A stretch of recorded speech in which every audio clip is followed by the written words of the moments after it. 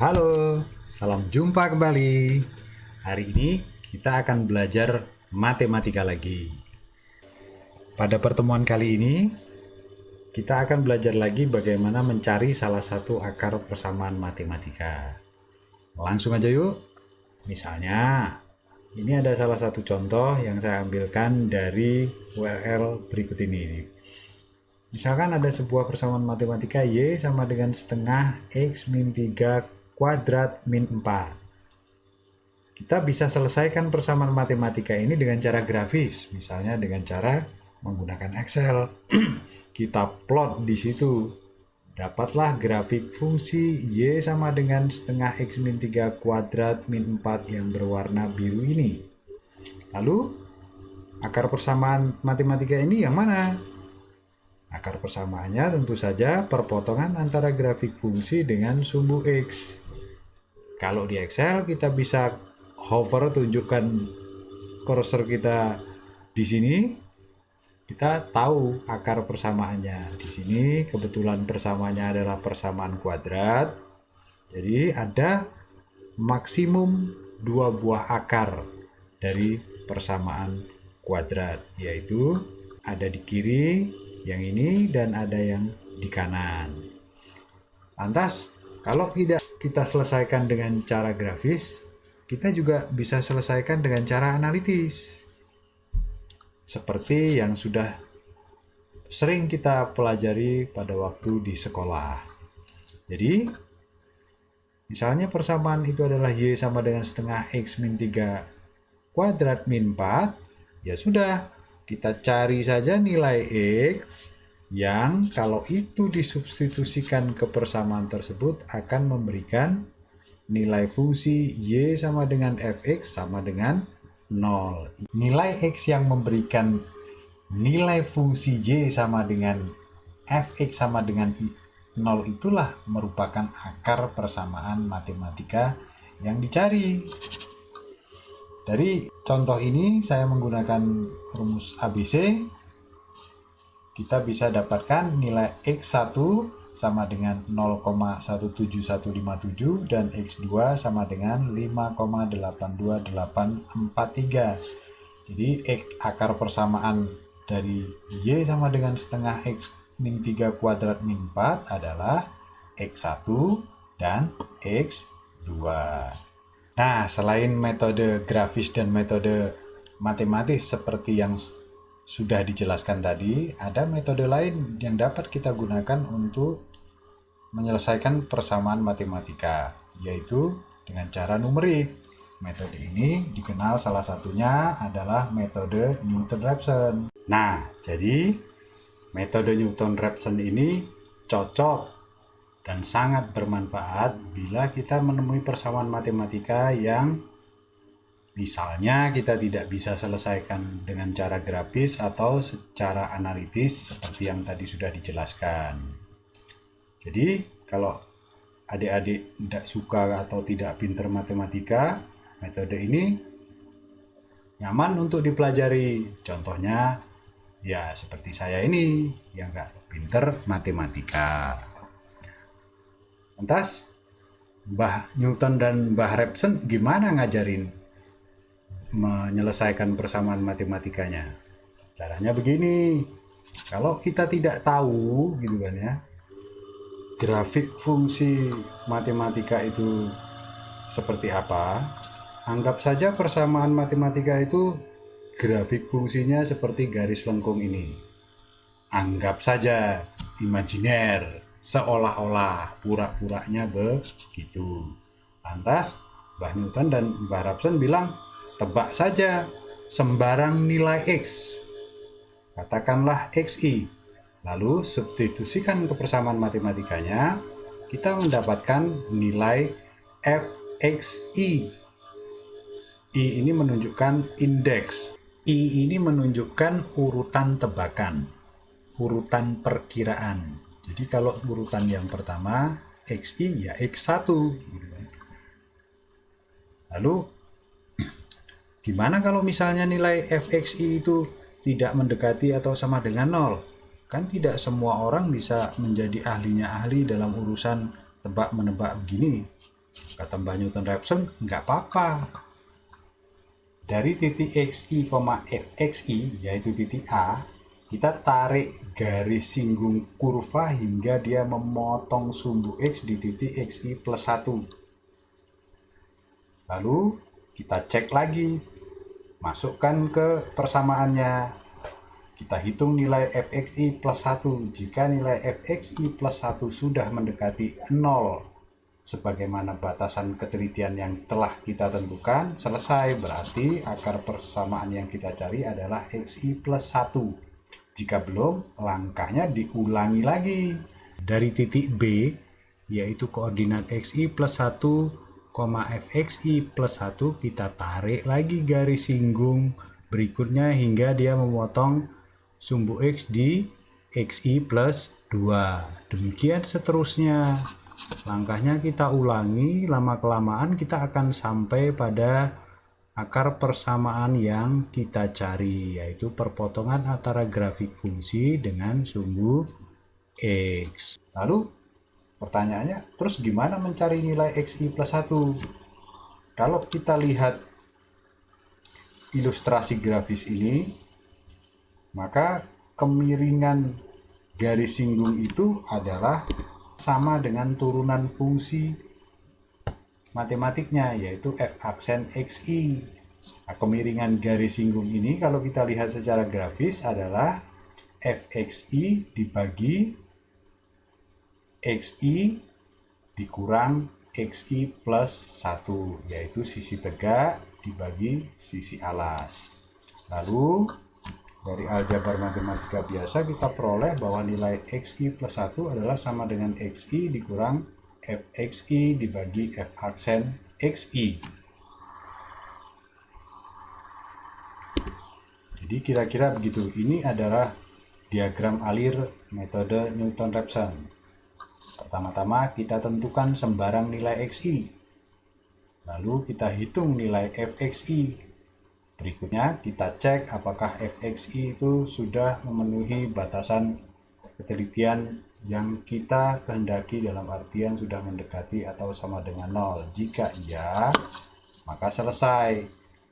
Akar persamaan yang dicari adalah xi. Jika belum, kita hitung nilai f aksen xi dan xi plus 1. Lalu nilai xi yang tadinya ini kita ganti dengan xi plus 1 yang barusan kita hitung, sehingga xi sama dengan xi plus 1. Berikutnya kita hitung nilai fxi, kita cek lagi, terus demikian seterusnya, ini muter terus sampai ditemukan nilai absolut dari fxi itu kurang dari atau sama dengan 0. Demikian Mbah Newton Raphson mengajari kita bagaimana mencari salah satu akar persamaan matematika. Baiklah, sekarang coba kita kerjakan contohnya. Kita akan kembali mengerjakan persamaan matematika ini dengan cara numerik, yaitu dengan cara metode Newton Raphson. Nah, sekarang saya akan pindah ke Excel. Persamaannya adalah y sama dengan setengah kali x min 3 kuadrat min 4. Pertama-tama kita siapkan dulu deh iterasinya, urutan indeksnya. 2. Kita tidak tahu sampai berapa kali loop, kita siapkan saja. Lalu yang pertama kita tebak saja sembarang x. Misalnya pada iterasi yang pertama kita coba 5. Lalu kita hitung nilai fxi, nilai f5 sama dengan setengah kali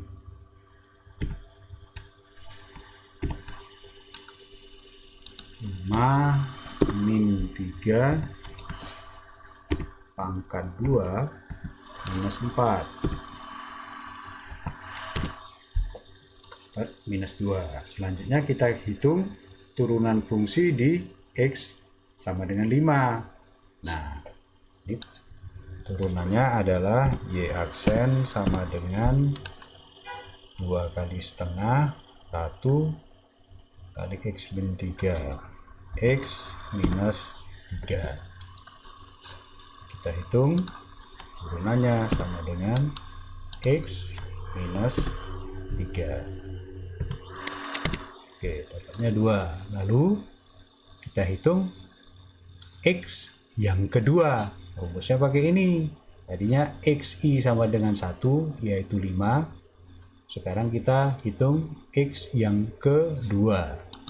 X yang kedua sama dengan XI dikurang FXI dibagi F aksen XI sama dengan 6. Kita hitung lagi FXI dan F aksen XI dapat 0,5 dan 3. Lalu kita hitung lagi X yang ketiga, perkiraan ketiga. Lalu kita hitung lagi FXI dan F aksen XI.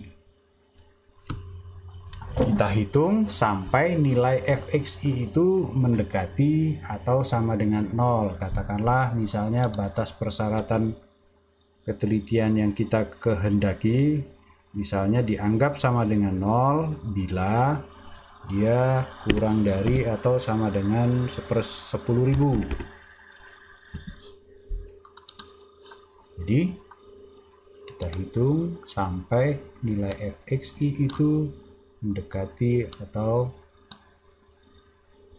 berada dalam batas ketelitian yang kita telah tentukan. Nah, di sini kita peroleh bahwa pada iterasi yang keempat, pada perkiraan yang keempat, bahwa nilai fx itu sudah berada pada batas ketelitian yang kita tentukan tadi. Jadi dengan demikian maka akar persamaan yang dicari adalah 5,828431.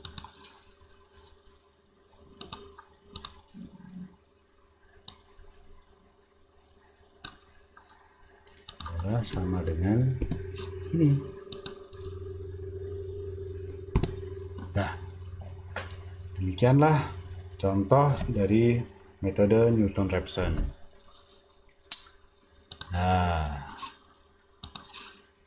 Nah, mereka inilah yang berjasa dalam menemukan metode Newton-Raphson. Atas kontribusi dan jasa-jasa mereka, nama metode itu pun dinamai sesuai nama mereka berdua, yaitu metode Newton-Raphson. Pada waktu saya mencoba mencari tahu tentang kisah hidup keduanya, saya mendapati hal yang kontras.